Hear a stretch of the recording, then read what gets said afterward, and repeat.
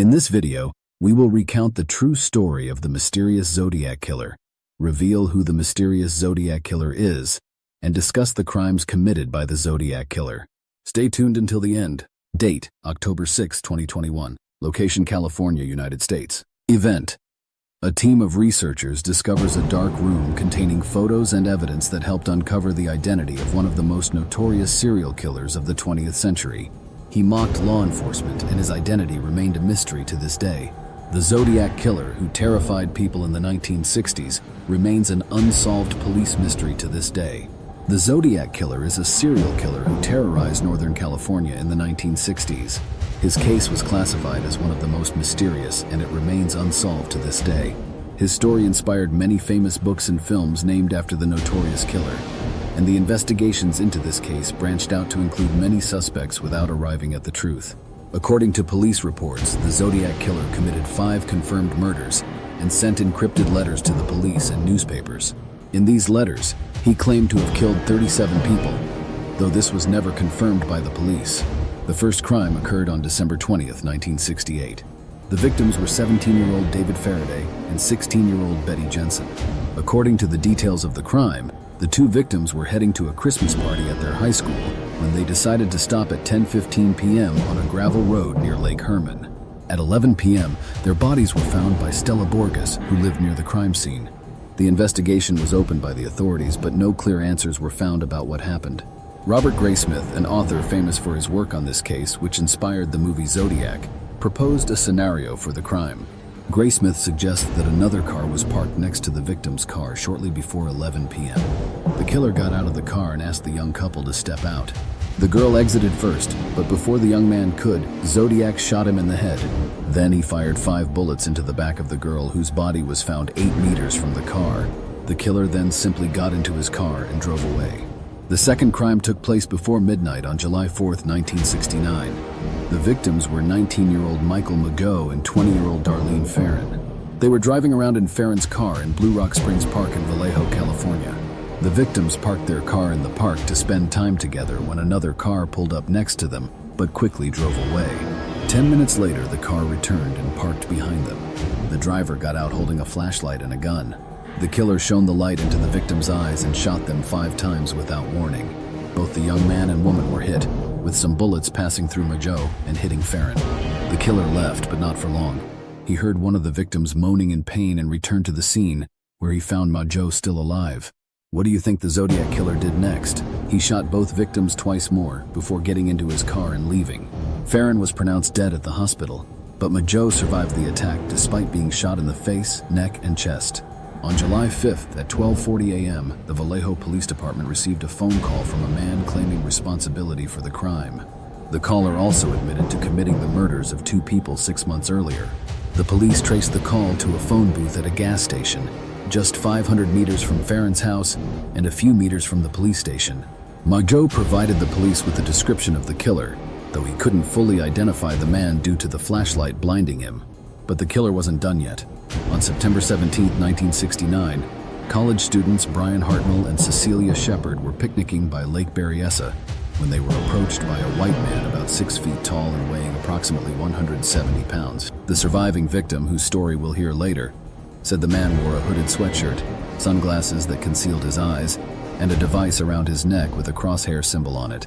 The man initially claimed to be an escaped prisoner from Montana who had killed a guard and stolen cars. He told the couple he needed their car and money to escape to Mexico. He brought out some rope and told the girl to tie up the young man before he tied her up as well.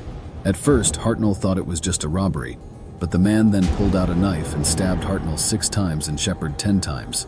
He left them for dead and walked over to Hartnell's car, where he wrote on the door, Vallejo 12-20-68, 7-4-69, 17-27-69, 630 by knife, referencing his previous and current crimes. At 7:40 p.m., the killer called the local police from a payphone to confess to his latest double murder. The phone was found in a car wash near the police station, about 43 kilometers from the crime scene. The authorities lifted fingerprints from the phone, but they did not match any in their records. At the same time, a father and son who were fishing nearby heard someone screaming for help. They rushed to the scene and found the victims. The police were contacted immediately, and by the time they arrived, Shepard was still able to talk. She told them what had happened, and described the attacker before slipping into a coma, from which she never recovered, passing away 2 days later. Hartnell survived the attack and gave his full account to the authorities and the media. The last crime authorities attribute to the Zodiac Killer occurred on October 11, 1969, but this time the victim was not a couple but a taxi driver. Paul Stein, the taxi driver, was shot in the head by a passenger while doing his job. The killer stole Stein's wallet, car keys, and a piece of his blood-stained shirt, which would later become significant. 3 teenagers witnessed the crime and immediately called the police, reporting what they had seen. 2 officers on patrol spotted a man who matched the description given by the teenagers, but they did not apprehend him. Why? The officers had been told over the radio to look for a black suspect, so they did not pay attention to the white man they saw walking nearby. Zodiac himself mentioned in one of his letters that he had spoken to 2 police officers after killing Stein, but that they failed to recognize him. At first, the authorities thought the crime was a robbery that escalated into murder. However, everything changed on October 13, 1969, when Zodiac sent a letter to the San Francisco Chronicle confirming that he was responsible for Stein's murder and including a piece of the driver's blood-stained shirt as proof. Zodiac's letter also contained a terrifying threat. He vowed to kill school children by shooting out the front tire of a school bus, causing the children to fly out. On November 8, 1969, Zodiac sent another cryptic letter containing 340 symbols. It remained unsolved until December 5, 2020, when it was deciphered by software engineer David Oranchak, mathematician Sam Blake, and programmer Jarl van Eyck. In the letter, Zodiac denied being Sam, a man who had falsely claimed to be the killer. Zodiac explained that he wasn't afraid of the gas chamber, the method of execution at the time, because it would send him to paradise quickly. He also stated that he had collected enough slaves to serve him in the afterlife, referring to the people he had killed. Despite these revelations, Zodiac's true identity remained a mystery until October 6, 2021, when a group called the Casebreakers, made up of 40 investigators and former law enforcement officers, announced that they had discovered the Zodiac Killer's identity. According to them, the mysterious Zodiac was actually former Air Force veteran Gary Francis Poste. The group reached this conclusion after years of research, sparked by a tip from a relative of Poste who told the San Francisco Chronicle that Poste had tried to kill him with a hammer. Poste's daughter-in-law, Michelle Wynn, also confirmed this, stating that she left her husband and fled California to escape Poste's threats. The group found a dark room in Poste's home containing photographs and encrypted messages from the notorious killer. They also found scars on Poste's forehead that matched the sketches made from the teenager's descriptions in the 1960s. Additionally, the group claimed that his full name helped decode Zodiac's cryptic letters. Despite these findings, the FBI and San Francisco police did not consider this evidence conclusive, as Poste had died in 2018, making it impossible to question him.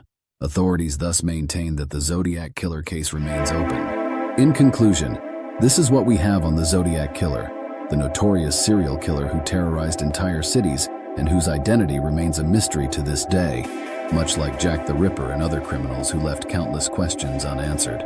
What do you think after hearing these investigations and theories? Who do you think the Zodiac Killer was? Was he the strange school teacher or the former soldier? Why did the Zodiac Killer commit his crimes? Do you believe his claim that he was collecting slaves for the afterlife? Could the human mind be capable of such horrific cruelty and intelligence, confounding all law enforcement agencies? Or is there another secret that has kept this puzzle unsolved? Will advancements in forensic science and medicine one day help researchers crack the Zodiac Killer's code, along with other unidentified historical criminals? Only time will tell.